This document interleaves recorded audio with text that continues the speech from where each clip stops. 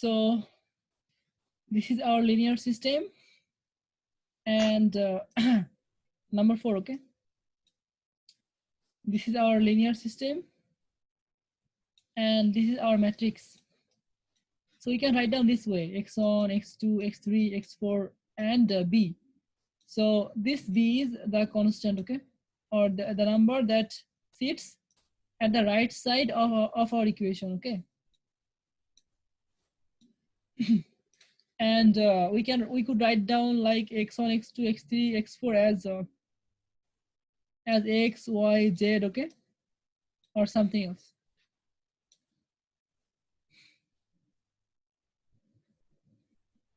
So now let's see. The first pivot point is here 1. So we need to find out some solution set, okay? Second pivot point is here 1, and third pivot point is here also 1. So this is a RREF form, right? You can see the entries below and above this pivot point, all they are 0, right? So this is a RREF form. RREF. Yeah, but not R. And yeah, no. If it is RREF, then it will must be REF, okay? So this one is Okay. this one is RREF. Yeah, RREF.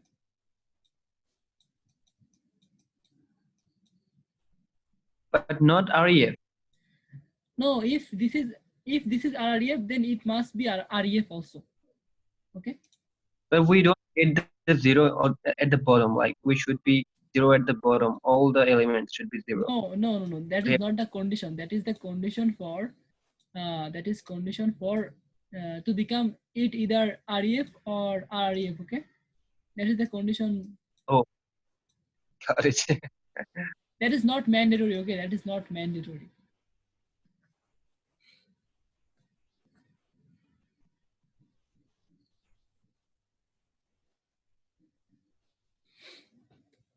That is not mandatory that we all need a 0, all 0 column and the last. That is not mandatory. Okay.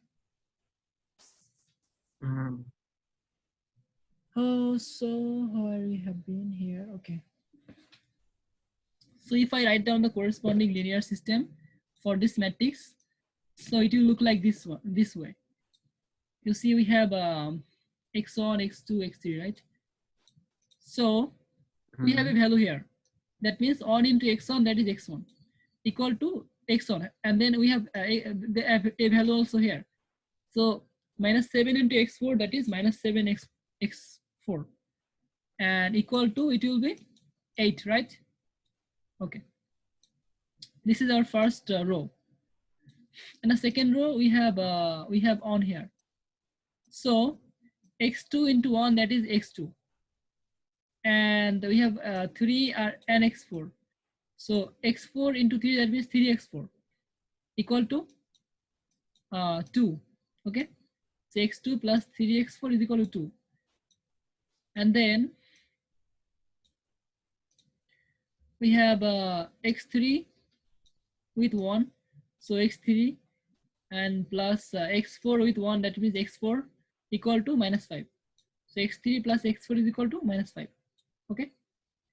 So this way we write down a linear system for this matrix. Now the solution set will be, we have to keep x1, x2, x3, and x4, all them in the on the left side, and everything else on the right side. So if I work on the first equation, so I'm just taking this minus 7x4 to the right side. Okay. So it will become x1 equal to 8 minus 8 plus 7x4. Okay. This is the first value. Then the same way, second, say x2 is this, x3 is this, and x4 is free variable because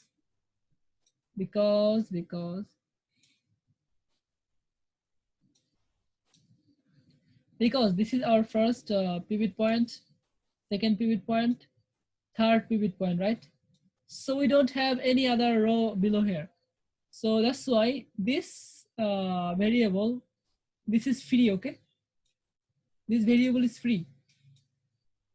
So that's why we say that our x4 is free variable, okay? Because in this column we don't have any pivot point, right? So if we don't have any pivot point, that means this variable is free. We can take any number here. We can take a x4 equal to 100, 200, 500, anything else, okay? Now let's see the second one. So we have x1 minus 3x2, x1 minus 3x2 is equal to 0. And then x3 into 1, that means x3 equal to 0, okay? And then here it is 1, right? But the thing is, with this one, we don't have any other variable, right? We only have variable up to the last column, okay? This column is not for variables. This column is for constants. So we don't need to write down the corresponding linear system for this one. The system is okay. So this system is inconsistent. Okay, why? This system is inconsistent because for the third row, our linear system is 0 equal to 1. This is very important. You see, we don't have any number in x1, x2, or x3. So we all have 0. So let's say 0. Let's write down 0 here. And on the right side, we have 1.